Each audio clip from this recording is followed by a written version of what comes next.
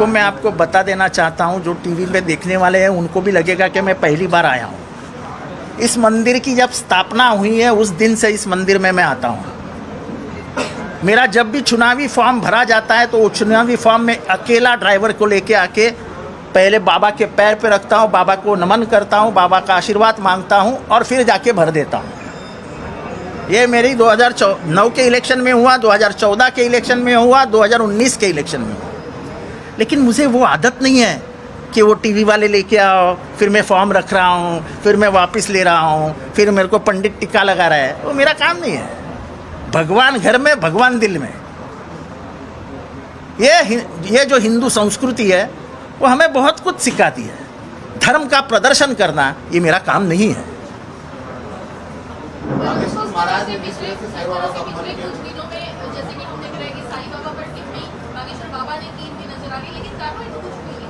ऐसा है कि ये सरकार जो है, जो मानसिकता से काम कर रही है वो मानने को ही तैयार नहीं है ना। वो बागेश्वर के लाइन पे चल रही है, क्योंकि बागेश्वर 2 समूहों में दीवार खड़ी पड़ रहा है और लगातार कर रहा है। हमको शर्म आनी चाहिए कि जिस तुकाराम को हम जगत गुरु मानते हैं उसको गालियां दी उसने, बोले बीबी ने पीटा उसको। महाराष्ट्र उस पर बात नहीं की, मैंने की। ये बागेश्वर जब साईं बाबा को बोला कि ये भेड़िया हैं, कोई भेड़िया अगर शेर के खाल उसके ऊपर डाली हो जाए तो शेर नहीं बनता है, तो साईं बाबा भेड़िया है। ये बेशरम आदमी को मैं क्या बोलूं, अभी उस तरह नहीं रहा मेरा कि पहले का जितेंद्र आवाड़ तो मैं गाली भी देता था। अभी गाली दूंगा तो बागेश्वर बाजू में रहेगा और मेरी गाली चलेगी सिर्फ, लेकिन वो गाली देने के लायक है। बागेश्वर बाबा महाराष्ट्र में आते मीरापुर में सभा करके विरोधियों को चेतावनी। हाँ, हमको वो भी पता चला कि विरोधियों का मैयत उठाएंगे। अब ऐसा है कि जन्म देने वाला ऊपर वाला है और मारने भी ऊपर वाला है। जन्म और मृत्यु की परिभाषा सिर्फ उसको मालूम है जो देता है, जो लेने वाला है, लेके जाने वाला है।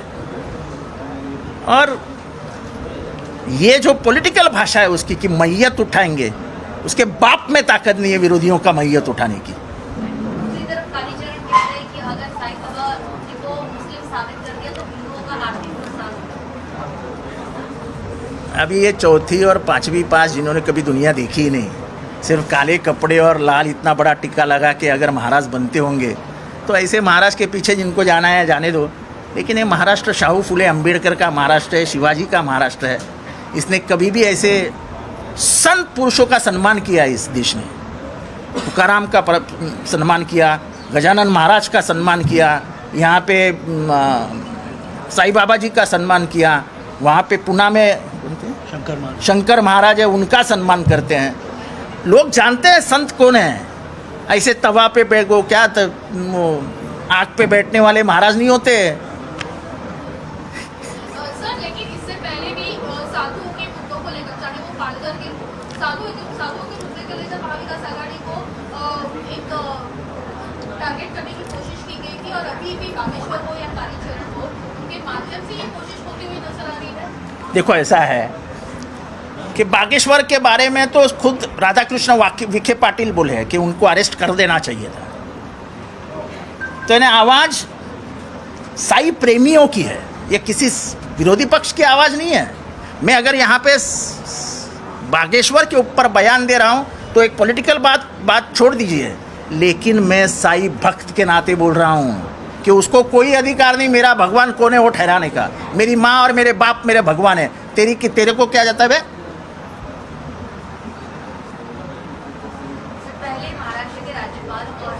बागेश्वर बाबा बार-बार महाराष्ट्र के महापुरुषों का अपमान करते हैं, ऐसा आरोप लगाया जाता है। क्या इसके पीछे आपको बहुत बड़ी साजिश राजनीति? नहीं, ये साजिश के ये साजिश तो है, क्योंकि बागेश्वर को बुलाता कौन है, दर्शन लेने जाता कौन है, उससे कई बातें सामने आती है ना। अब मैं जब उसको बुलाता हूँ और वो ऐसा बयान करता है तो क्या समाज की क्षमा मांगने का काम तुमने नहीं करना चाहिए? अगर तुमने उसको बुलाया तो तुमको शर्म नहीं लगनी चाहिए कि मैं कौन से आदमी को बुलाया जो इस महाराष्ट्र में जन्म लेके करोड़ों उसके भक्त बन गए? अगर भक्तगण नहीं होते तो वो सबसे अमीर देवस्थान नहीं होता। आज साईं मंदिर ये सबसे अमीर देवस्थान है और ये कालीचरण की पैसे पे नजर है। क्या बात करने की है? आज उधर जाके सेवालय देखो, उनका खाना देखो, उनको लोग जब जाते हैं दर्शन के लिए उनको रहने की जगह देखो, क्या सुधार किया है ये संतो। आप कभी जाइए शेगांव गजानन महाराज के यहाँ, देखिए क्या सुविधाएं दी है उन्होंने भक्तों के लिए। उस पैसे का इस्तेमाल गांजा और चरस के लिए नहीं होता है।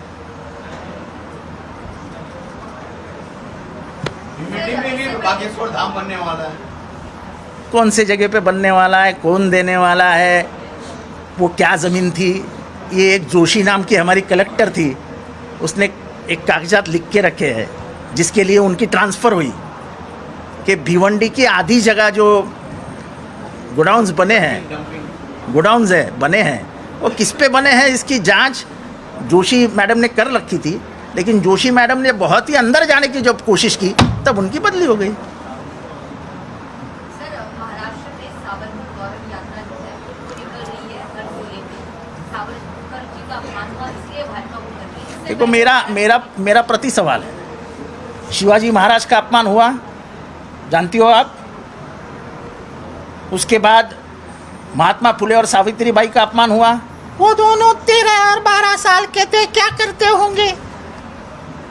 फिर बाबा साहेब अम्बेडकर का अपमान हुआ, बोले भीख मांगते थे स्कूल निकालने के लिए। महर्षि दोंडो, केशव कर्वे, कर्मवीर भाऊराव पाटिल बोले भीख मांगते थे।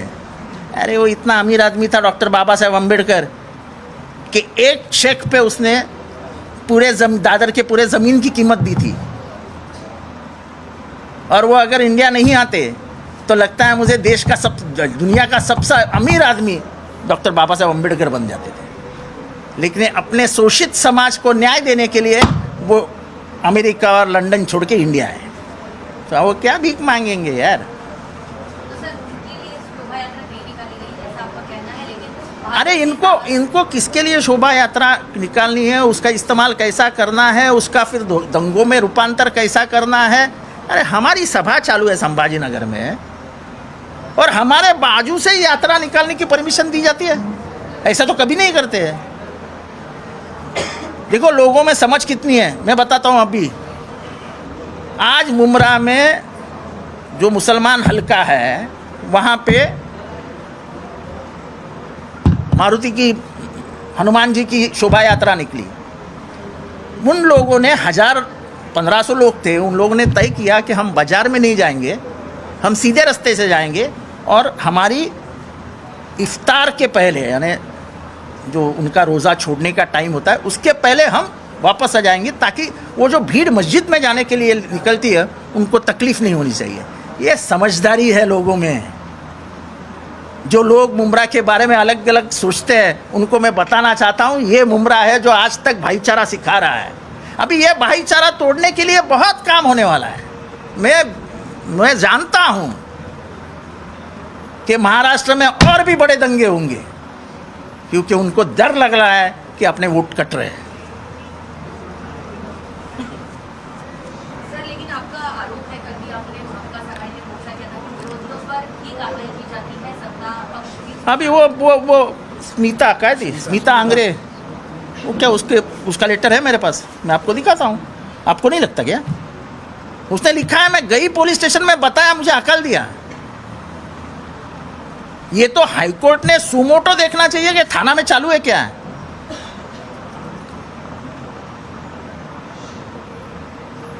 अरे मेरे को फंसाने के लिए क्या क्या कर रहे हैं, इसकी कहानी मैं कभी बताऊंगा।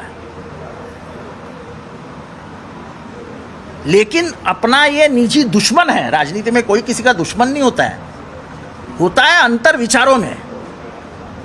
विचारों का अंतर विचारों से लड़ना चाहिए। पर तुम मुझे मेरा खून बहाओगे और मुझे गोलियां मारने की कोशिश करके मेरे को बर्बाद करने को देखेंगे, तो ये राजनीति थोड़ी है, ये तो गैंगवॉर है। हमको ये दाऊद और अरुण गवली नहीं है कि दोनों एक दूसरे के पीछे पड़ गए, उसको ठोक उसको ठोक उसको ठोक। ये क्या चालू है? आज पुलिस नहीं है, थाना पुलिस स्टेशन में है। मैं जानता हूँ मुमरा पुलिस स्टेशन की हालत क्या है, 50% भी स्टाफ नहीं है, लेकिन शिंदे गुट के लोगों को संरक्षण देने के लिए 500 पुलिस निकाले गए, 500 पुलिस। और उससे क्या हुआ?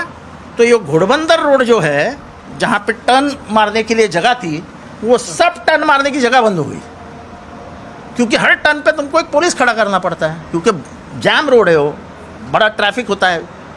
लेकिन इनको पुलिस चाहिए तो पूरा टर्न ही बंद हो गया। अब लोगों को आगे जाके घूम के आना पड़ता है,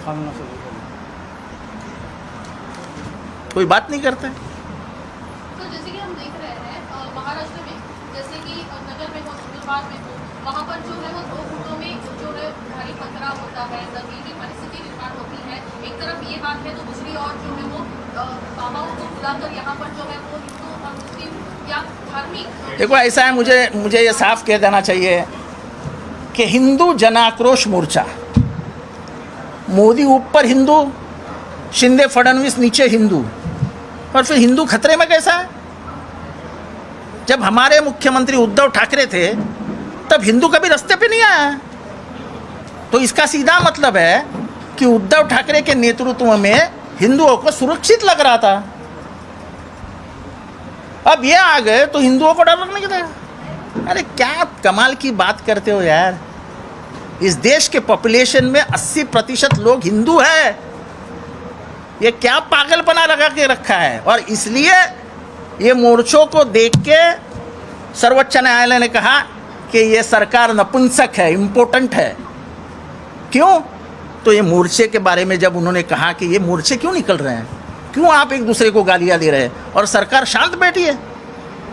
इतनी बड़ी टिप्पणी 70 वर्ष के इतिहास में कभी भी नहीं हुई थी, किसी के बारे में, किसी राज्य के बारे में नहीं हुई थी। क्या आप लोगों को शर्म नहीं आती है?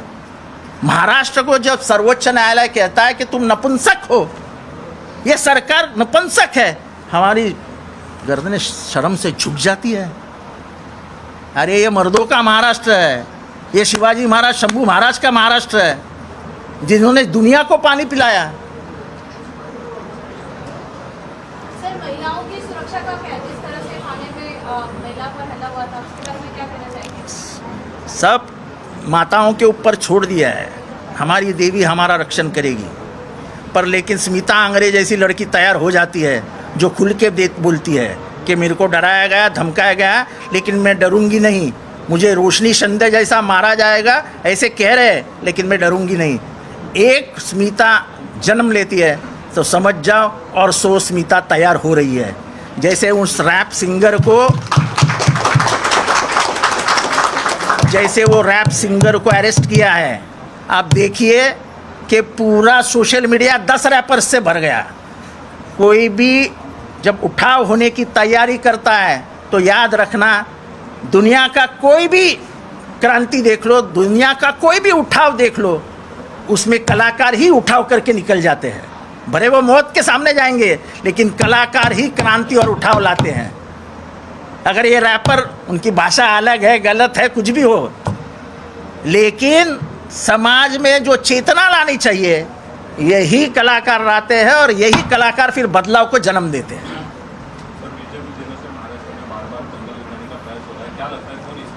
क्या? अरे यार, मैंने 10 बार बोल दिया, अभी वही सवाल क्या बोलूं? लोकसभा चुनाव से देख के इस तरह से कलकत्ता हो, झारखंड हो, मैंने उसके बारे में बोला ना। मराठी में बोला आपने। देखो ऐसा है कि बिहार में दंगा हो रहा है, बिहार झारखंड में, फिर दंगा हो रहा है बंगाल में, फिर दंगा हो रहा है महाराष्ट्र में।